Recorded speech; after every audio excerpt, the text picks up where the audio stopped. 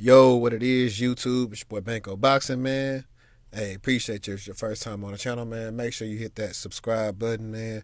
And in case you want to get notified of anything I'm doing on the channel. But hey, man, this is a crazy night, man. As you guys know, of course, it's the Conor McGregor UFC fight tonight. But on Fox, they had the JROCK versus JEISON Rosario card. And I'm not going to make this long, but Rosario came to fight and ended up stopping JROCK in the 5th round. And before the fight, my uncle actually was watching it. And really just for me, out of my ignorance of not knowing a lot about Rosario, I wasn't too keen on the fight. I was like, I expect JROCK to win because I didn't look up anything. You see, I didn't do no prediction, none of that kind of stuff for this fight. I mean, it wasn't a heavily talked about fight because it's going right up against a popular UFC card tonight. So, but man, the dude he was in there was big. I think JROCK is like 6'1", so he got to be part of every bit of 6'2". Let me see if I can look this dude box rec up real quick, man. Dude is huge. Let me see. I'm do it right now. Y'all probably can hear me typing on this thing, but anyway. So hopefully you guys got your money worth or whatever. See, dude's 24 years old. He is 5'11". No, he's taller than 5'11". Cause they got JROCK at 5'10". Okay, yeah. So I give JEISON Rosario about 6 foot, man. But man, I said on my Twitter, the commentators say it, but Rosario was in there doing good. And they weren't saying it. And that's how you know you can't watch fights with commentary on, because they the house fighter was JROCK. So they're supposed to say he doing everything right and this and that. But he still was getting hit a lot. He was getting touched up. I seen some times when, you know what I'm saying, he was getting buckled. Like CJ had said something in our chat with me and Dr. Blick. I was like, yeah, he looking shaky in there. And it seemed like he couldn't hurt him tonight. Like, JROCK was landing shots on him, and for whatever reason, he was hitting him with his best shots, and the dude was unfazed. And then his corner, Bretman, told him, hey, settle down, not make mistakes. Now, I have to rewatch probably the end of the 4th and then 5th because I either ended up doing something, but all I know is I started looking back at the TV, and I was like, JROCK in trouble. And then I was looking at it again. He was trying to clinch on, and he couldn't clinch. I was looking at him looking dead out there. I was like, yeah, JROCK about to get stopped. And sure enough, he tried to clinch on and failed, and then he got back up, and Rosario just kept hitting him. Combos, just landing them hard, man. I'm going to try to get the highlight clip on here when it happened right before he got stopped. He hit him with an uppercut, and you see JROCK head and eyes go back. He tried to swing. Can't swing. I think get hit again and go to the ground. Ref stops it. So surprisingly, that was a very interesting fight tonight.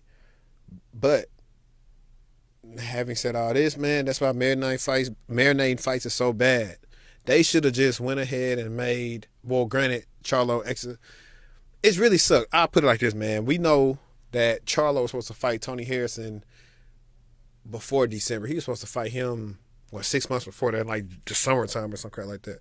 So had he already fought him, then we possibly could have had, they still wouldn't have been undisputed because Jaime Munguia still has a belt at 154. But we could have got either Harrison JROCK or Charlo JROCK 2. Well, 1.2, because technically Jamal already beat JROCK. So that kind of sucks right there because we didn't get a chance to see that fight. So it's on PBC for not making these dudes fight or whatever. JROCK, I said, it seemed like because he was in Philly, maybe he was anxious and, you know what I'm saying, wanted to impress his hometown. And then fight good. We saw with Jared Hurd. But like I said on Twitter, Don't say nothing to me no more about Jared Hurd losing to JROCK because Jared Hurd went 12 rounds and fought the whole 12 rounds. It was just a bad stylistic matchup for him. But Jared Hurd fought to the end. So you gotta respect that off top. For real. But I don't know. J-Rock got to go back to the drawing board. I think it might have just been a bad matchup. I have to go back and watch Rosario and see if that's just a bad matchup. But J-Rock also had a cut, I believe, on his left eye, so he couldn't see that much. But he said after the fight that wasn't the reason he lost. Like I said, the dude was just big in there. You know what I'm saying? You got to pick a.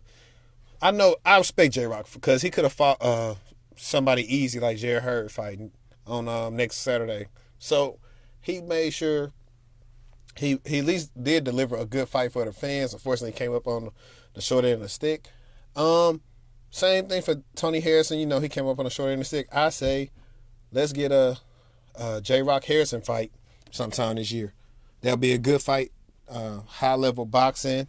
If I really would have to go off of performances, I still have to say Tony Harrison beats J-Rock just because of he was pretty much dogging Jermell Charlo had he not got wild. But that's just me. Like we said, styles make fights. So Harrison may move more fighting J-Rock. Or he might just say, hey, we're going to stand toe-to-toe.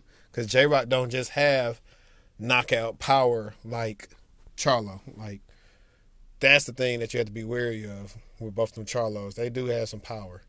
Wow with it. Not the most boxing IQ and acumen, but power. But yeah, man, that's all I'm going to say about that.